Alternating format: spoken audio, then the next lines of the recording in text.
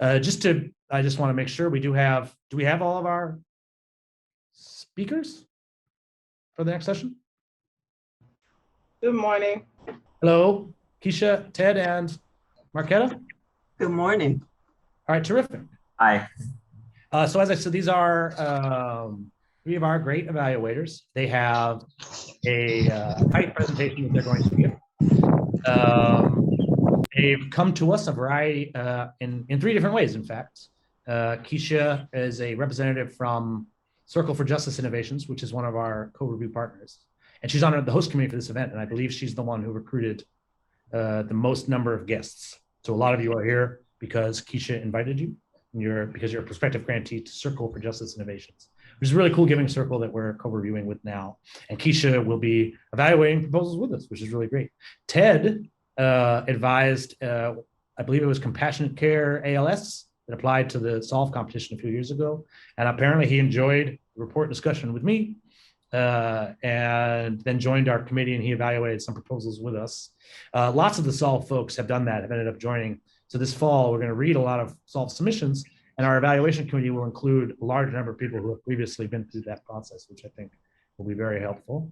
And Marquetta just, I think, found out about us online. She's in the grants field, and she joined the committee, and she gives really great feedback. And as I mentioned earlier, she followed up. She's one of the evaluators who followed up with one of the folks, has given some pro bono support to some of the groups from last round. So anyway, thank you very much for attending my Nonprofits Under the Hood session. I am looking forward to learning, listening and learning here in this Common Grant Proposals question section. And with that, Ted, why don't you take it away? Sure. So we know there's a, thanks, Dave. I really appreciate being involved with this organization, and you know, your presentation was fascinating and actually just brings to light all the issues that I deal with on a day-to-day basis when I'm looking at organizations like that. So I know there's a big mix of people here today, but the focus of this discussion is going to be on reading and evaluating questions from the perspective of the unfunded list. And we anticipate that if you're a fundraiser or if you're writing grants, this will be helpful to get to what we are looking at as the mindset of people who are going to be reading your proposals. So hopefully it will be helpful for everyone. And hopefully grant seekers will be able to improve their skills by learning more about the grant making evaluator process and the perspective. And maybe one day becoming an evaluator in our program. So I'm gonna read the questions that we've come up from the Common Grant Proposal. You can go to the next slide. The next slide, sorry, one more. I'm gonna read these questions and then we're gonna go through them one by one.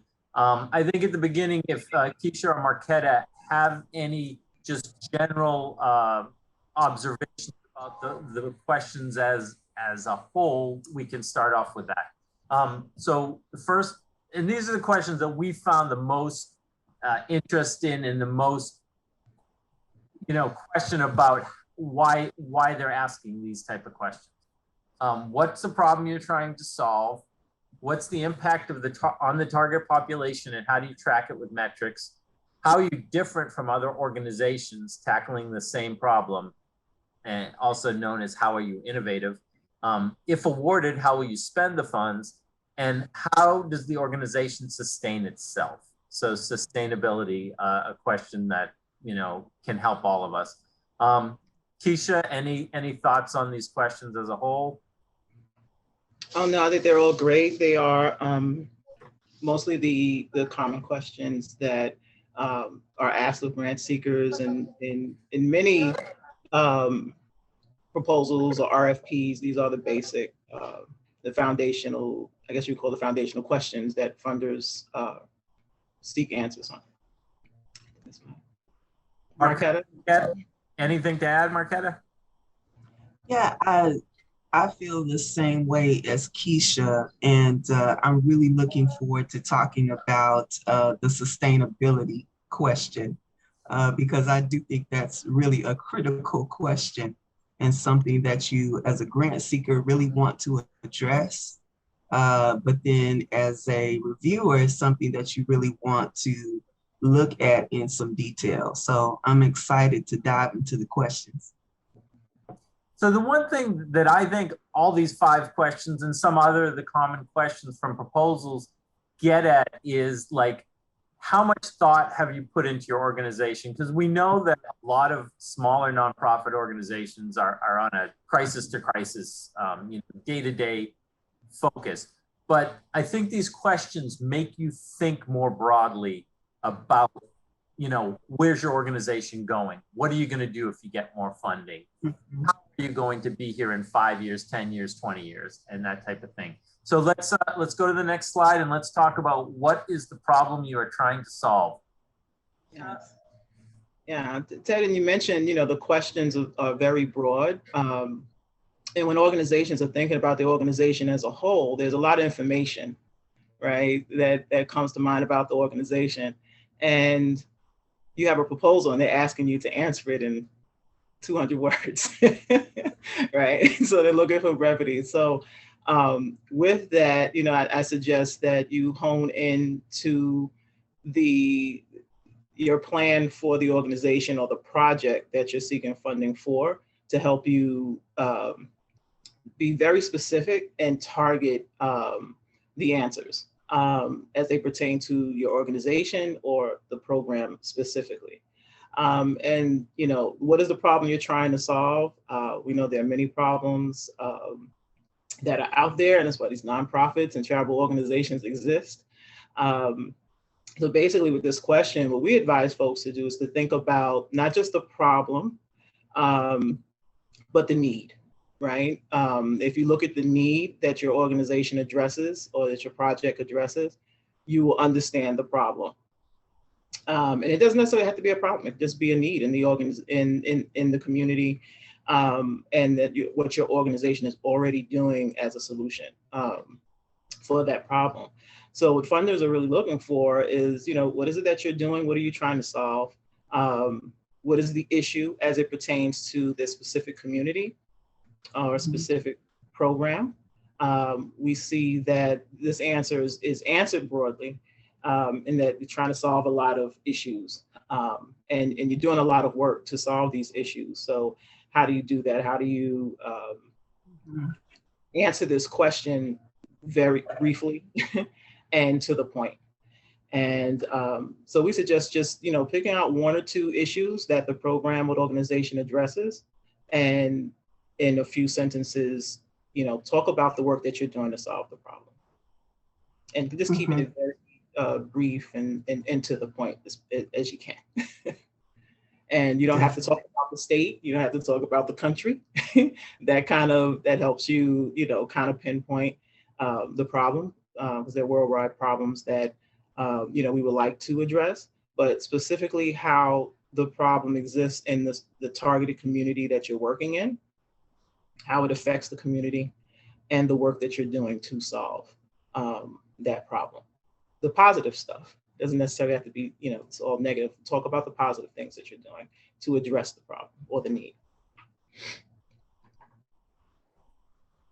Arquette, you can add anything to that? Yeah, I think from the perspective of a reviewer, I am looking for you not to get stuck on the problem. So also give me a concrete action plan about your solution. And I'm really looking for whoever it is that writes the grant to really hone in on what it is you're trying to solve, and then tell that story to me in a way that is not so rigid on data, but it brings data and humanity and the issue all together to be a really compelling kind of answer to really pull me into the narrative, and to really help me understand what it is that you're trying to do and what it is that you're trying to solve.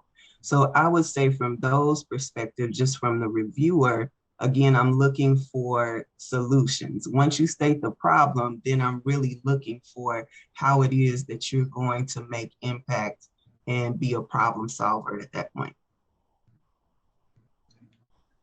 So briefly, what are as a reviewer, the things that you would say, this is a really good answer to this question? Up, either one of you. Yeah, Keisha, I'll let you go first. That's okay. I think one of the an alternative to getting the reviewer or the funder interested is to maybe pose a question that educates the reviewer or the funder about your community. So did you know, this population is affected by this problem in this community this way? This is the experience. Did you know about, the experiences that this community is having as a result of the problem? Reviewers and funders, they don't know all that's going on in different areas. So I would pose a question to kick it off, as Marquetta said, give me something to pull me into reading more. So pose the question, an educated question, just to get them going, like, no, I didn't know that. So tell me more about it, to keep them reading. And that would work for me, because I like to learn while reviewing about different organizations and the work that they're doing. And learning more about their story, not so much, the entire story, how it started, but why does your story exist? Why does your organization exist? And that's what I look for when reviewing. I think for me, what comes to mind is Nathan with, I think, Ward 8 Woods, that I offered to do some pro bono work for. It is because he crafted such a compelling narrative, and he pulled me right into the problem and what he was trying to solve. And I will be honest, it moved me. So what he did was he stated with both data and with stories from the community, and what he was doing around like economic development, etc. There were so many things that he was trying to solve that it really cooled me in to his narrative, and it compelled me to and moved me to want to be part of the solution. So I think that's that's the effect that we're trying to get, because of course we want people to, know that we're a wonderful investment. And when I read his narrative, that's how it felt. Like I really wanted to be part of the solution. So that would be the example for me, and just what kind of pulls on those heartstrings, but also he pulled on my headstrings too. and it made me want to give. I agree with both of you. I think that is the answer. The heartstrings combined with data, and and succinctly put, so that it's easy to read and easy to understand. Anything else that you guys have about this question, or should we go on? I think we can go to question 2. Yeah. Slide, please. So what is the problem you're trying to solve? Keisha, you're first up. Yeah, I'd like to, as I stated before, what is the problem? The problem can also be a need. And why is it important for you in your organization to be that organization to solve the problem? What is it about your organization that is unique and innovative and have the capacity and or qualifications to solve that problem? What is it about you, your organization, that and its work to solve the problem? Why should they fund you?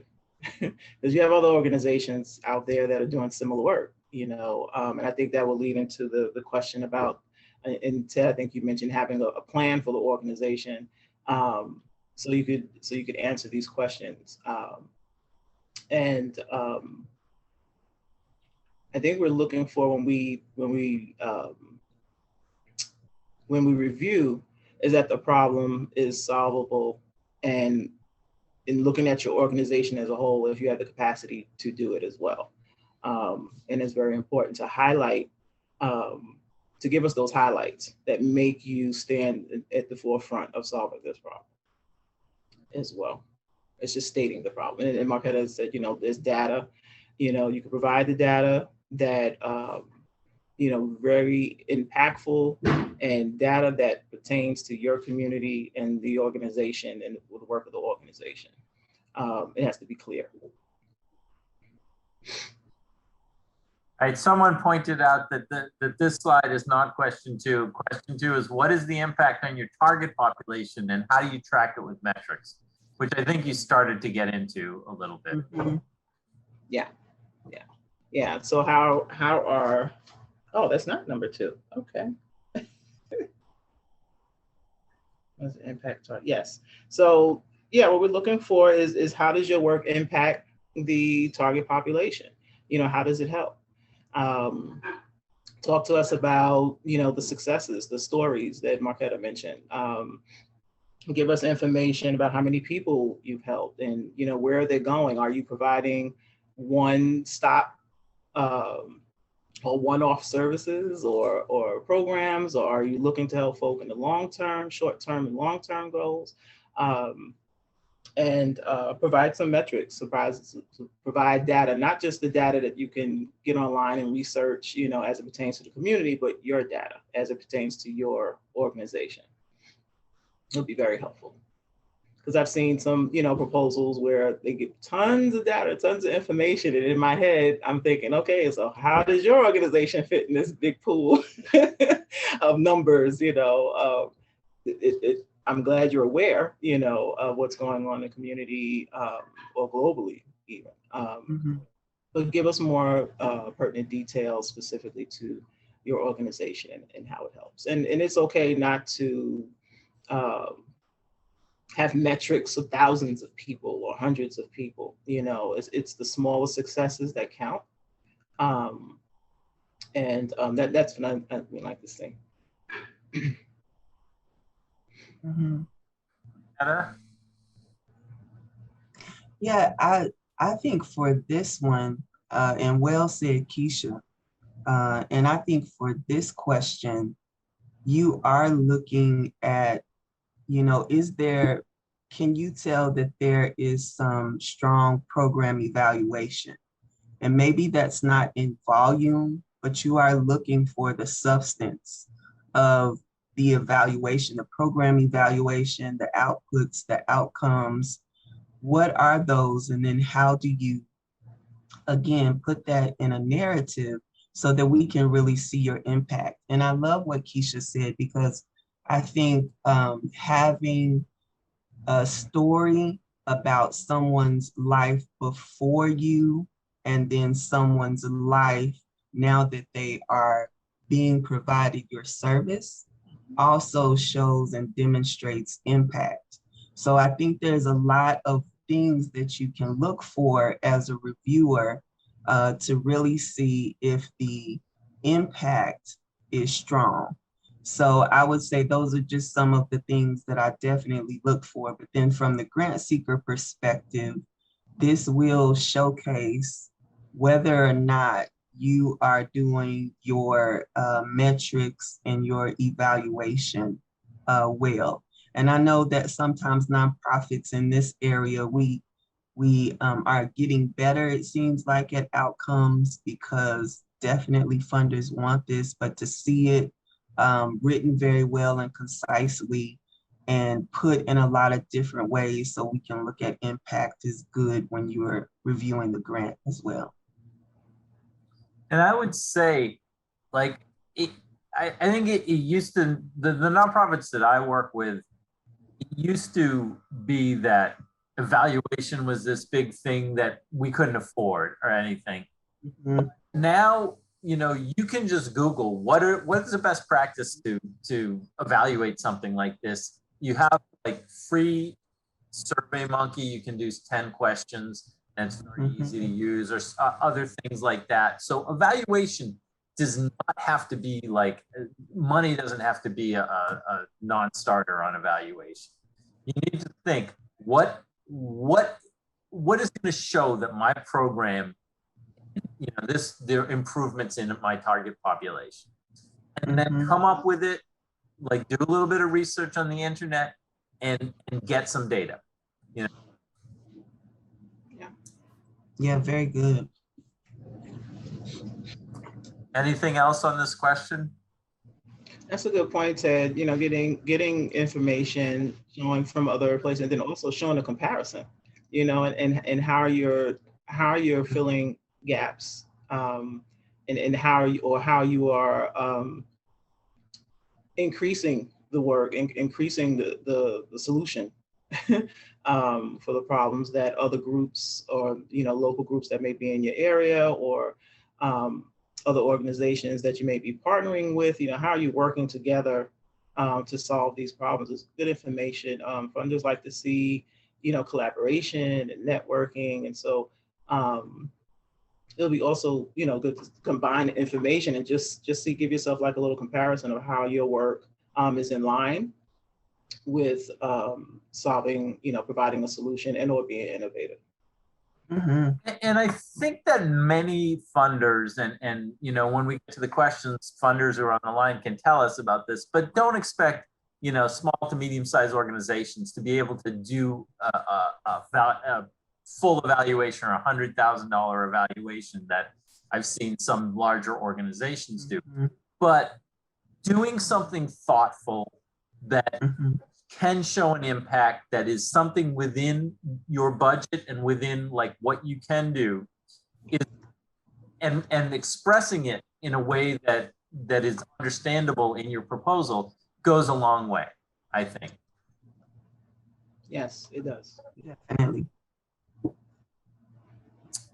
Should we go on to question 3? Sounds good. Yeah. How are you different from other organizations tackling the same problem? How are you innovative? Marquetta, I think you get the first shot at this. Yeah, I really like this question. I think that duplication is often inevitable in the space. We have so many people that are tackling some of the same problems. But it's like you said, Ted and Keisha, showing partners, what you're doing with partners, how you're making an impact, because all of these questions really connect together and they work together. But when you're talking about how you're different, I read recently in a book by Martin Title on winning foundation grants. He said, never tell me that you're unique. But I do think what you do want to say is you do want to take a look at those features about you and your model that are effective and that are working for you specifically, especially if it's something tailored to you and your model and your clients. And that's even what I'm looking for as a reviewer, because in this particular one, the way you deliver your service or the way you're making an impact on your target population, what you may be doing that is creative, I think is really important. And so a few examples just on my end. One of them was I work with a client right now who she is leading a diversion program, and there are many in the city.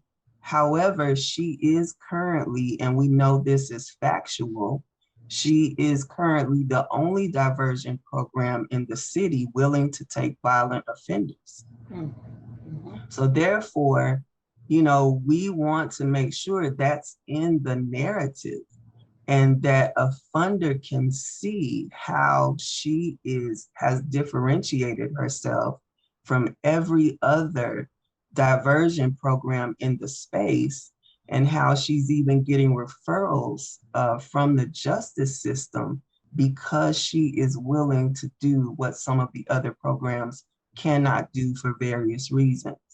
So I think that is one thing that you really want to focus in on when you're thinking about this. And I think being innovative, it is important, because one thing I read too, you know, funders, and I've had this happen to me even as an executive director, when I would go to a funder and they would say, you know, we've funded you for this program for so many years. What do you have that's new? So I think sometimes highlighting that and making sure that that's in the narrative is important. And you're looking for that as a reviewer, but if you're also the grant seeker, that's something important for you to know as well. And then I think I had another example, but again, it's just basically showing what it is that you do that's special to your organization, that's impacting your client and your community. And when you put that in a narrative, that really makes your narrative and your proposal much stronger, especially with the competition that may be out there, so to speak. And I think from a reviewer perspective too, the term innovative, I think sometimes scares people. But it's you know, because you're thinking it's something new, it's something, you know, I have to create something. But basically, it's, you know, explain your approach. Basically, explain your approach, your model, and how it works. Highlight those areas where it works. And talk about what doesn't work and what you're doing to make it work. Or if you're making those adjustments to master what you do, you know, you can talk about that as well. And that could also be something that can be tackled in the proposal for funding for evaluation, how you want to, you know, if you look for funding for evaluation of that type of work, you know, if there are tweaks or there's a need to tweak the approach or the way that you're doing things, having knowledge of that and to show the funder that you're looking to make changes and you're looking to improve the capacity of your program. It's really good. So many of the executive directors for successful organizations that I work with are really, really ingrained in the community in which they work.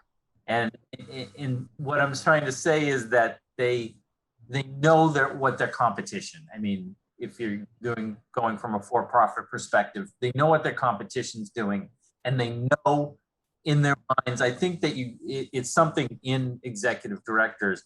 They know what they're doing better, and they're always like, "Look at what this organization did. You know, I can't believe they're doing it that way. We do it better." And so, being able to express that and why you're different and why you're innovative is really important. And like as a funder or in a proposal, I would look for like those specific things that you can point to that say, look at what we did, look at, you know, and we're going back to the evaluation, look at how it impacted the community. Right. Mm-hmm. Definitely. Anybody have anything else on this question?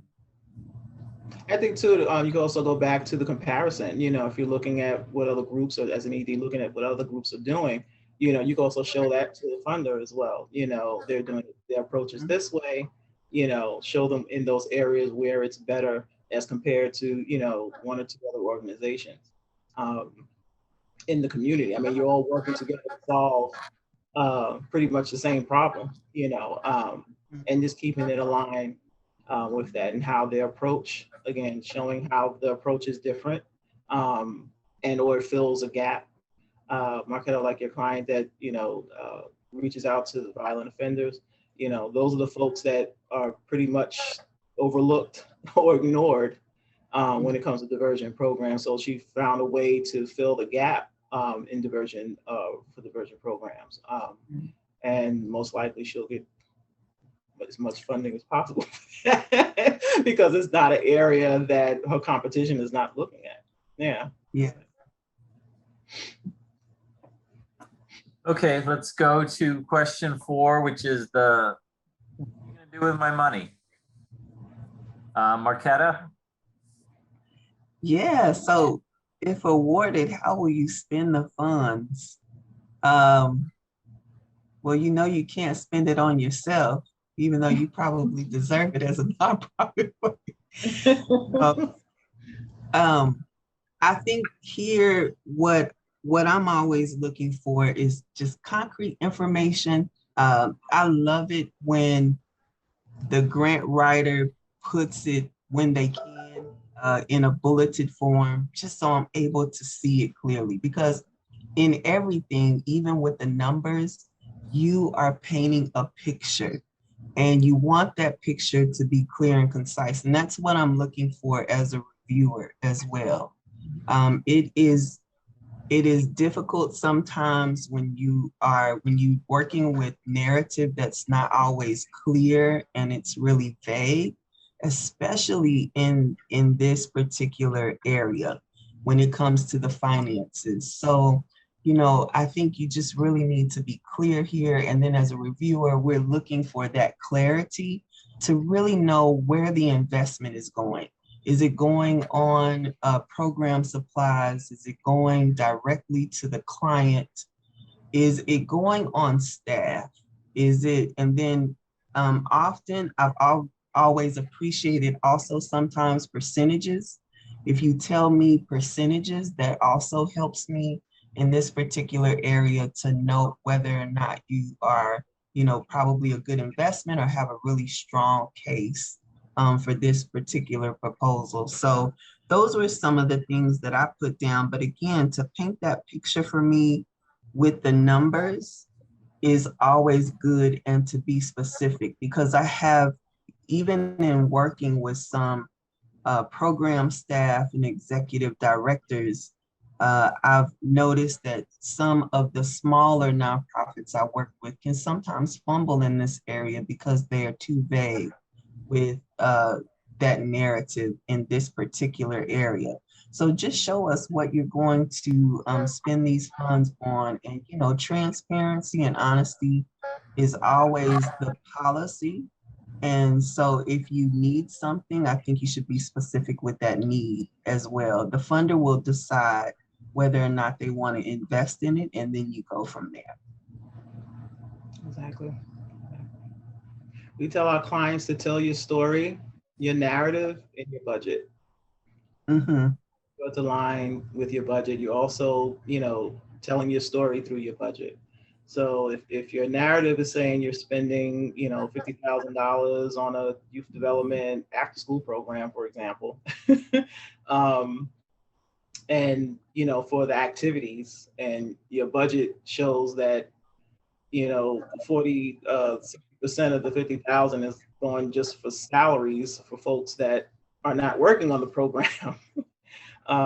You have to make sure that what you're requesting is aligned with in numbers in your budget. So if you were requesting general operating support, as a reader, what would you look for in the answer to this question? I would say it depends on the program if it's general operating support for the entire organization, and it's an organization that has programs. I look for if you're going to use the money for a program or mostly program, the money should be there. If it's for staffing or whatever your proposal is, if you're asking to fund the position in the organization, I've seen proposals where they're requesting support for a development role or program leadership role.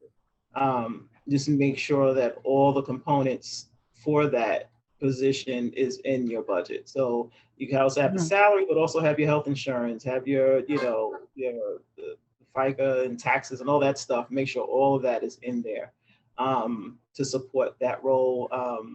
Also looking at maybe continued education, memberships, everything that you need to support that role in full.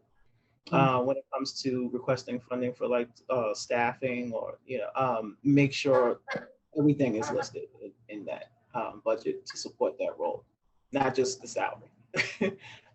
Because there are other components to that. If it's just if it's program, you could break it down to, and also with program, also include, break down some of those lines to your fundraising efforts.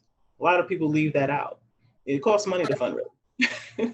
And, they may have an event and have a special event line, but it doesn't break down how, it doesn't read, say if you have 15,000 for a special event, the budget doesn't show how much time the director is spending on putting, coordinating that event, or how much time and effort is going in with staff members with, stuffing envelopes and, putting things together. It doesn't, so break down your time percentage wise or other of how your team, the activities of your team to support that effort.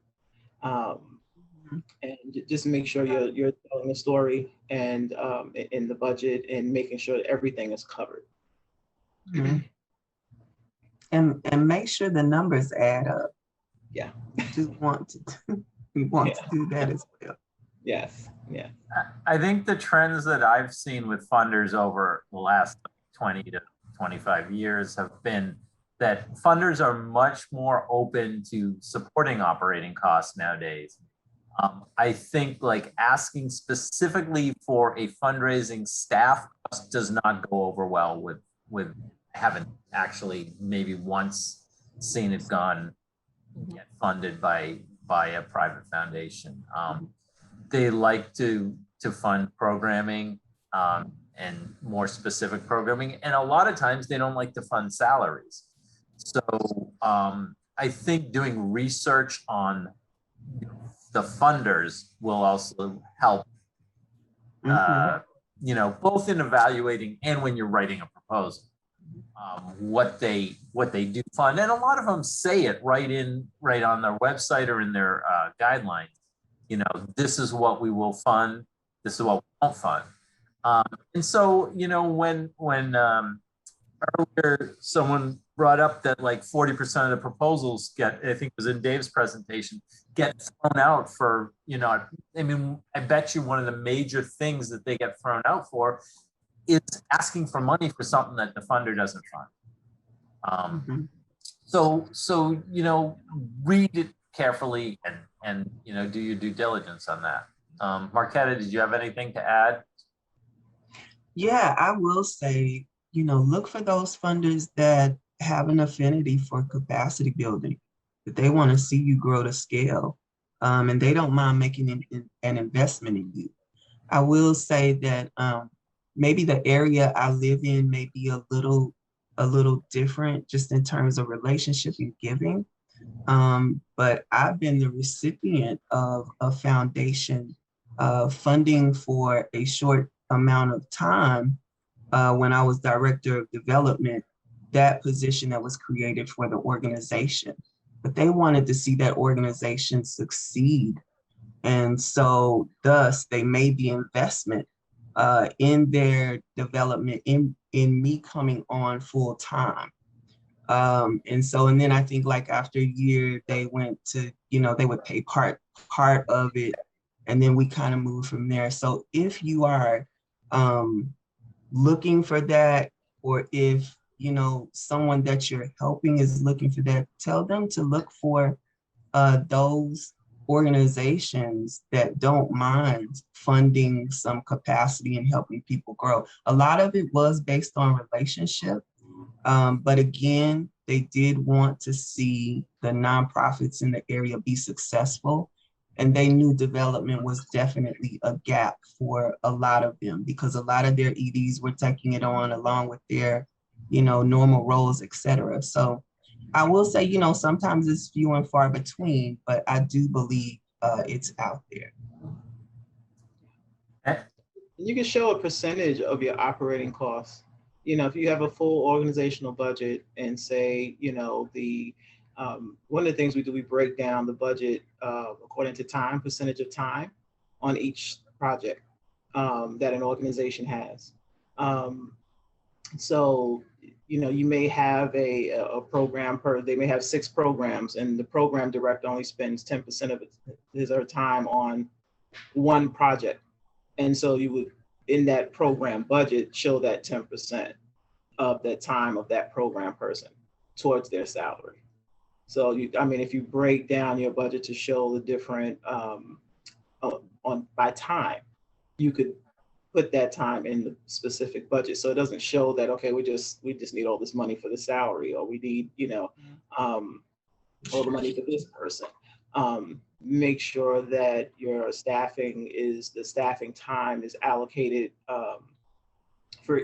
by time for each project, or, throughout the organization, how much time the ED spends on fundraising. That's like 80 time executive directors is fundraising for, if it's a small organization. That number would be less if they have a development person on staff, right? So you wouldn't necessarily, put these time for fundraising fully in a project proposal, or show it in the operational budget, showing 100% of the ED's time doing fundraising when they have a development person. So just be very careful in how you allocate time, and those percentages of time that staff members use for different projects or aspects of the organization. Good. So I think we've gotten to a point where we can segue right into sustainability. Question 5, how does the organization sustain itself? And how do you express that in 2 paragraphs? What are you looking for in that? Yeah. Basically, the funders are looking for not being the only one funding your organization. They don't want to be the only one. So talk about who else is giving you funds, and who you're approaching, and how you're leveraging your funding. But Marquetta, you wanted to dive into this, so take it away. I think Ted mentioned this earlier, and what I'm typically looking for as a reviewer, the way in which you respond to this, to me, it can talk about your being intentional about your planning internally, or your lack of planning. Sometimes it does show through in this particular response. So I think, being very intentional about how you answer this. There are some sustainability statements out there that I know folks are using. And then, like Keisha said, also, putting that you're leveraging some of your funding. One example of a proposal I came across that was phenomenal, they also talked about program fees, fundraising, and some diversification of funding, and then put percentages and also put a fallback plan. So if they were going to be funded partially, or if you funded them fully, or if you did not fund them at all, how they were actually going to, move forward and or sustain this particular project. And then also to talk about partners here, I think is great. One example I have for that would be 21st Century Funding, that one organization I worked with had. We knew that it was going to be the partners that actually sustained the program once the robust funding ended from this particular, or if it was going to end from this particular funder. So we leveraged all in the narrative, all of the resources that they were going to provide, and how we were going to still remain in moving that program forward for the kids and families that we were serving, even if we did not receive their funding in full. And so I think to really, again, paint that picture and tell that story in this area is really good. So if you can't tell, I'm pretty passionate about this area because I love helping folks with this, because I think sometimes this has been the question that when I talk to certain folks in the nonprofit space, they're like, oh, I really don't want to answer that question. But I think folks are more well equipped than they know to talk about it. But it is putting everything, like Keisha said, and leveraging everything that you have into this answer to let people know how you're going to move forward and not going at it all or nothing, even though that might be authentic. That might be authentic that this is all or nothing, but really being intentional, like Ted said earlier, with your planning and your thoughtfulness about how you're going to remain serving a particular population. And I think that's probably why I'm so passionate about it. Because what happens if you are doing this program and then you move out? What does happen and what is the impact? So being very thoughtful about sustainability, for me, I'm pretty passionate about that. And I feel like it's really important to be thoughtful and intentional about this particular question and the answer to it, as well as what you're going to do in the reality of it, and not just for the funder, but to answer it also for your organization itself. So I guess I'm pretty passionate about this area. So because it's so mission related. So I hope I didn't get on my soapbox too much, but I do enjoy this particular question. And I just think there's so much to it. So as a reviewer, those are some things that I would be looking for as well. Has there been intention in answering this particular question? And can I see the planning and the intention, or is it something that, you just kind of, whizzed by, so to speak? Right. And there is planning needed for that. And folks are equipped to answer the question. If they take a moment to just look at how far they've come and how they've done it. And to answer that question, who's funded them in the past, who they're approaching, for future funding. Just keeping, not to, may not include this in the proposal, but just, ask yourself, what if a permanent solution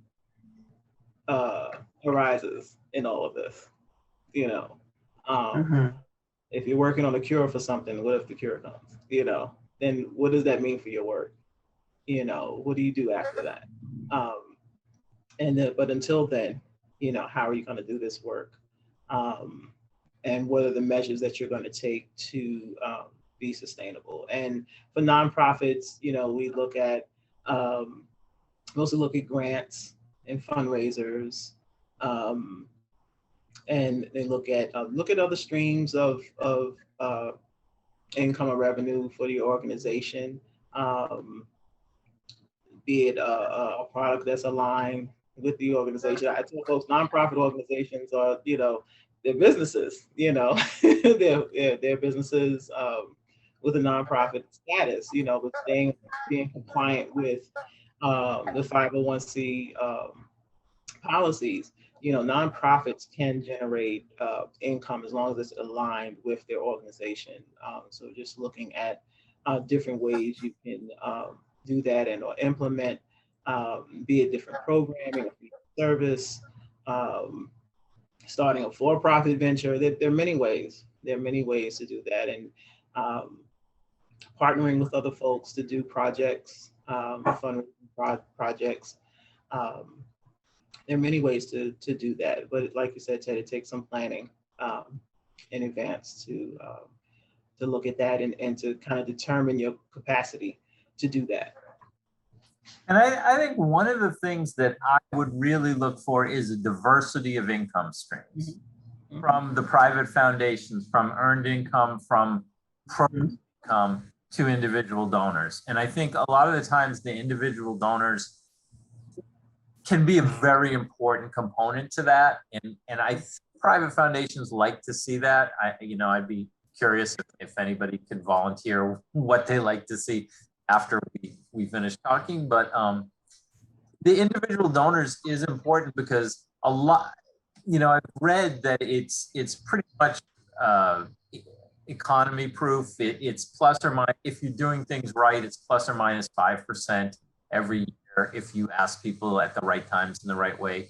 But it's also unrestricted money, which means that you can, while we would love private foundations to fund all our general operations costs, they're interested in programs. And if you have a good base of individual donors, that's what it can fund, your operations, which is very important. Your administration, your, financial management, bookkeeping, and your fundraising, and giving you that flexibility to make the next step. So I think in an answer to this question, that's what I would like to see. We have a question here, and I think it ties into what you were just talking about, Keisha.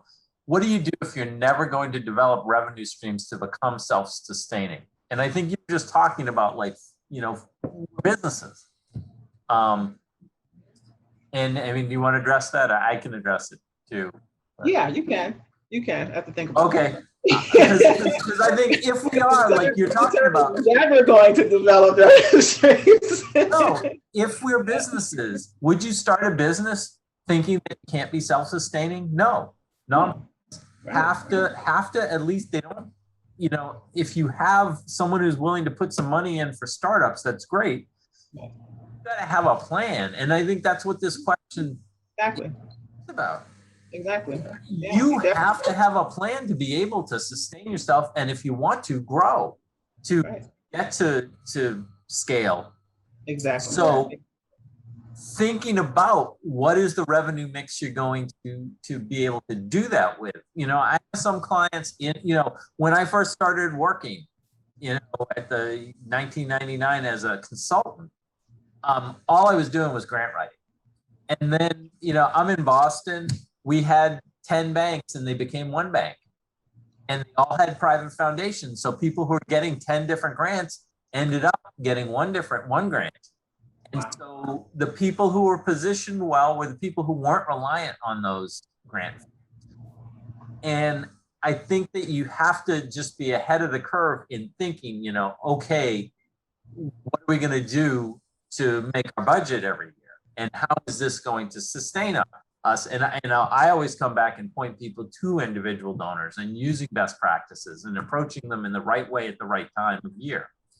And I think that knowing that, if you don't have an event going on in the summer, no one's around, no one's reading their mail, you're not going to get a response, as you aren't in January, February, March.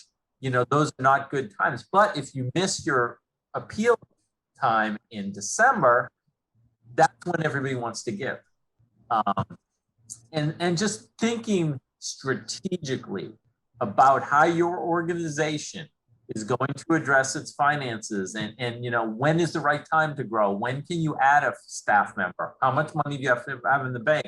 Do you regularly have a good enough reserve that can tide you over for 3 months if you don't get a grant? And thinking about those sort of things. So if I was an organization and I said to myself, I'm never going to be sustainable, I would look to partner and merge with someone who has a sustainable, that it sounds like that would be just a program. Jane, who asked the question, do you have any comment back about that, or any more information about what you're thinking about in terms of the revenue streams and not being self-sustaining? Ted, I'd like to speak to that too. Go ahead. Whenever Jane is. She'll type in when she's ready here. Okay. But go ahead. Well, I worked for a nonprofit that had no interest in diversification of funds, and not in an aggressive way at all. And so part of the sustainability plan was for us to really look at what we did have available to us so that we could come up with a strong answer. So basically we just, we looked at everything it was that we did have access to that would make up sustainability and help us be sustainable. And again, it kind of goes back to my example in the beginning, and that was our partners, because they came with human resource and they came with monetary resources that we did not have. So we basically leveraged that, as well as some major funders that we knew were on our side and had asked us to leverage that funding in that way. So that is what we did, knowing that at the time, the visionary leader was not really interested in diversifying our funding streams, even though we could have. So I would say if that's where an organization is, then you look at definitely what do you have around you and available, what's in your hand currently, and then you use that and you leverage it. And you do that in a very authentic way, and that is what we did.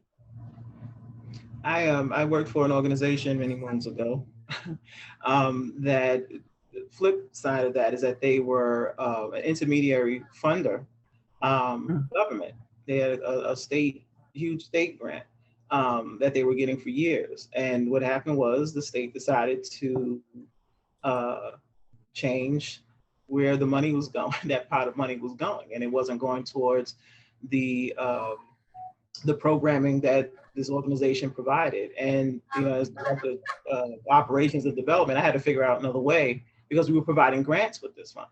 So here we are, the money is dwindling, and we have to find other ways to continue to provide these grants, ranging anywhere between $25,000 and $50,000 a piece a year to about a consortium of 50 organizations. Where are we going to pull this money from?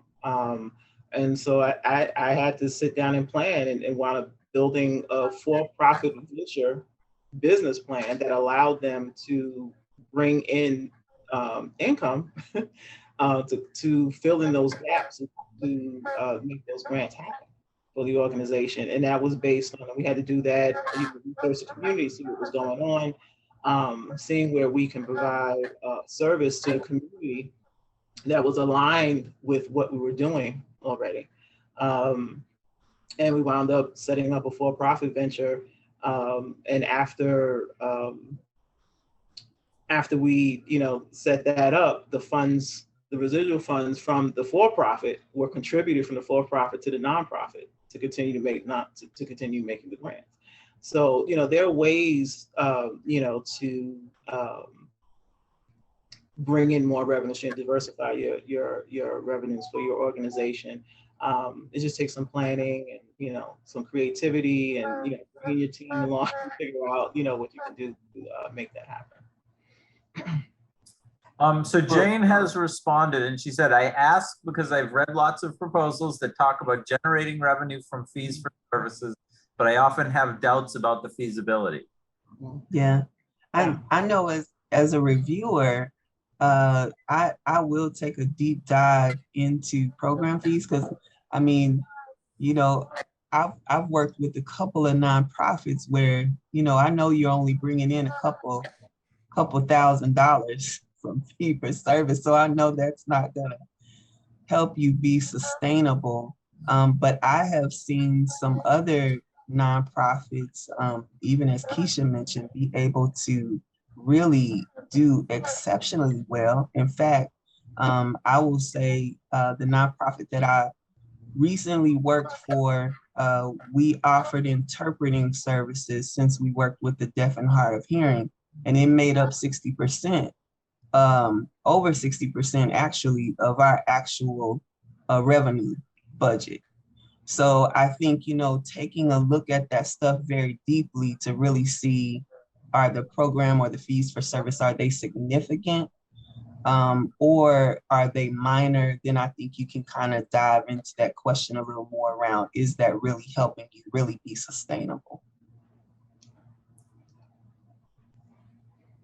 And I also think that I'll give a plug for the first session. You can look at their 990, and you can see if they have a track record of what they're talking about. Because if they're saying we had no program revenue on our last 990, but we're going to bring in $50,000 from program revenue. Where's that coming from? Is that like pie in the sky, or is that something that's real? The organizations that I've seen have significant program revenue are those that can bill insurance companies, or have like a copay that definitely gets paid with something. I know there's a mental health organization here that doesn't raise much from individuals, but gets a ton of money reimbursed from insurance companies, and that sustains them. So I think it depends on the organization. And I also, I mean, if you are the funder, I don't think it's bad to ask, hey, you didn't have any, fees for services last year. How are you guys going to do this? And seeing what kind of plan they have for that. I'm sorry, Ted, I just noticed there was a question posed early on by Gabriel about how the money will be spent. He said, will it make a change in the lives of the target population, or will it just help a few? Mm. And my answer to that is, if you're helping a few, you're helping the target population. Yeah. I mean, it depends on what the issue is or what the problem is too. Right. So, a lot of people look like, what's your cost to help one person, and that I think is another thing that ties into sustainability, and figuring out a way to use economies of scale to dig down and like, this is the way that we can have the biggest impact, cost effectively, and and see results. So there was another question about can you share and operate? This is something I think you were talking when this question came in, Keisha. Can you share an operating budget set up like this when you were talking, excuse me, about budgets? Oh, yes, they could email me to request. Her email is on the screen right now on the. Yes, you can shoot me an email at keisha@kgibsonllc.com. Are there any other questions out there? We have a couple minutes left, or actually we're a couple minutes over, but there's nothing after us for an hour. So if anybody has any questions, let us know in the chat. We'll give it a minute.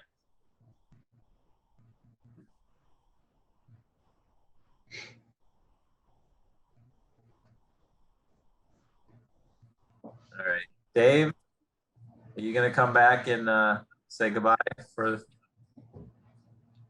I can talk. All right, thank you very much for that. Thank you, folks, especially the folks who checked in person, and thank you to Unfunded guy.